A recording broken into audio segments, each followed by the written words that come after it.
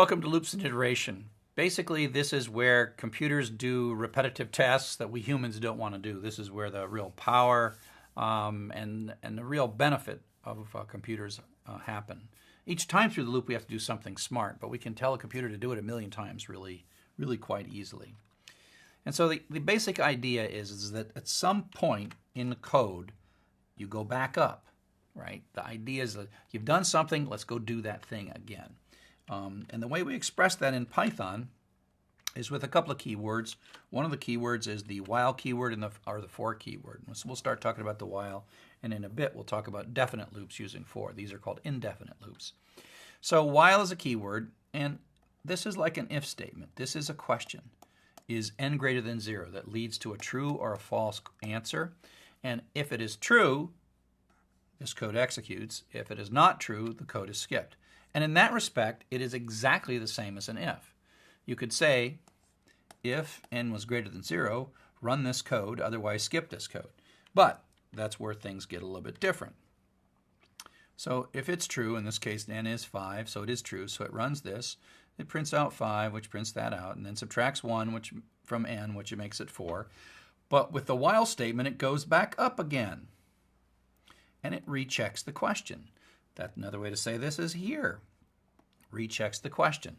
And as long as n greater than 0 remains true, it will dive in and do this again. So it dives in and prints out 4. And then it subtracts to 3, goes up. Checks again, as long as it's there. Down it goes again. So it prints 3 and then subtracts to 2. And then prints 2 and subtracts to 1. And then prints 1 and subtracts to 0. So in this case, n right now is, we printed that, and now n is 0 and it comes up. N is 0 and it comes up. Is n greater than 0? Well, it now switched from all the times yes to now no. Okay? And so when it's no, it comes down here and it's done. So when it comes up here, it skips down to the next line and then finishes, so it prints off blast off. And we see that when we came out of the loop, n was 0. So that was like the residual value of this little variable n after the last iteration through the loop. And that's because it was 1, and then we subtracted 1 from it, and that got us to 0. So an important part of any loop is what we call the iteration variable, okay? And that is something that changes, because if we don't change anything in the loop, then it's going to run forever. That's what we call an infinite loop. So here we have n greater than 5, and we say while n is greater than 0, which is true, print this. Come back up, check again. Is n greater than 0? Yeah, print this. Check again. Is n greater than 0? Print this. And this is when you read your shampoo and it says lather, rinse, and repeat. This is what a computer scientist thinks when they read that. It's like that would be an infinite loop. You're going to run out of water. You're going to run out of shampoo. You're going to run out of something, right? But the technical problem is that n's not changing. N is not changing. And so what happens is there's no way for this true to become false. There's no way for it. It just stays true, and so that's an infinite loop. And that will literally run until your computer's battery runs out, or you unplug it, or you hit some escape or whatever.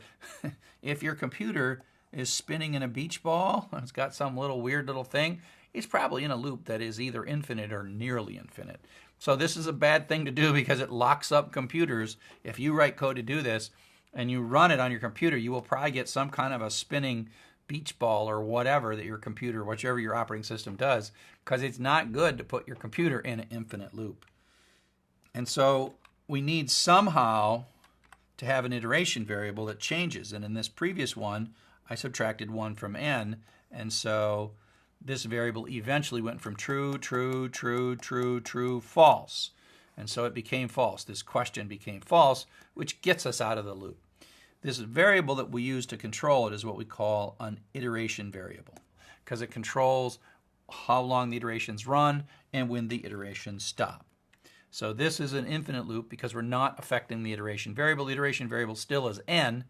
And then we have another sort of version of this loop that shows that these loops are what are called zero-trip loop. And that is when this one comes in, this one starts out false. And so it skips it. And so this basically functions like an if statement. So it's okay, it comes in, false, skip. Never runs either of these statements. Now, We have some statements that we can use to get out of a loop. One of them is the break statement, and it's an executable statement. When it runs, it basically breaks out of the loop, moves to the line beyond the end of the loop. So this, wherever we're at, when this code runs, it jumps out of the loop. And so we're going to have a loop. This is an infinite loop. I just told you not to do infinite loops, but we're going to use break to get out of this loop. So while true, remember I said it starts out true. Can it ever get to false? Well, in this case, it's never going to get to false because it's always true. While true, we've constructed an infinite loop. And what does this loop do? It asks for a line of input with a little arrow sign, and then we type something like hello there, goes in. We check to see if the line we typed was D-O-N-E. If so, we break. That's not true, so then we print a line, and we go up, prompt again, print it, prompt again, and this time we type in done. So done gets typed, and so this becomes true, so we execute here, and it immediately leaves. So it doesn't print the word done here, it prints that string to indicate that we've left. And this can be quite a long loop in here. This can be a lot of, and you can even say break a couple of different places. And you usually put the break inside of if test, and as soon as the break executes, the loop is done. It's out of the loop. So that you could think of it as, right, here's the block, here's the D indent, so it's this much, this is a block. The break escapes the block, right? It gets out of that loop block, the block of code that is the loop. You can think of it as like a transporter, right? You're coming in, you're doing a bunch of stuff, you're doing this, and you're doing this, and you're doing this, some other thing, you're like, oh bang, hit the break key, leave, right? So whatever it is, however much code is in this loop, the break says get out of this loop. Get to the next line beyond the end of the loop. It's not to go to a different place in the loop. It's escape the loop directly and instantaneously. That's the break statement. The other statement that does something like this is the continue. And so continue basically says quit on the current iteration and go to the next iteration. So it skips out of the loop, but it doesn't skip to the line beyond it. It skips back up to the top. So continue says, oh, we're going to go up to the top. Break says get out, and continue says don't do the rest of this iteration, but go up and do the next iteration. So we have taken this exact same bit of code, and the only bit we added was right here. So we read a line. If the first character is a pound sign, we continue. If the entire line is done, we break. And so breaking is what gets us out at this point. Get out, we say done.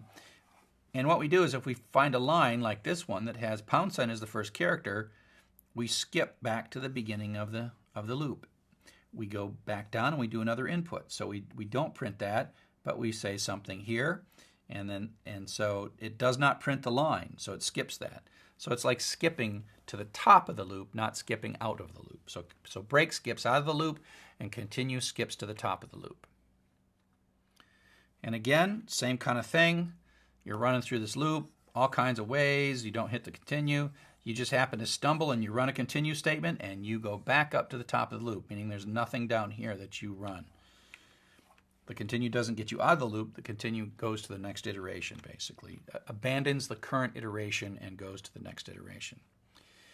So these while loops are kind of indefinite. You can construct them cleverly. They just go and go and go until some logical condition becomes false. Hopefully, you've constructed all the loops except one. I constructed it so that it would eventually either exit the loop or the condition would become false. It's a little hard to sometimes verify that these things are perfect. Sometimes it's a little tricky to make sure that the loop will terminate. Up next, we'll switch from using while to using for and talk about definite loops.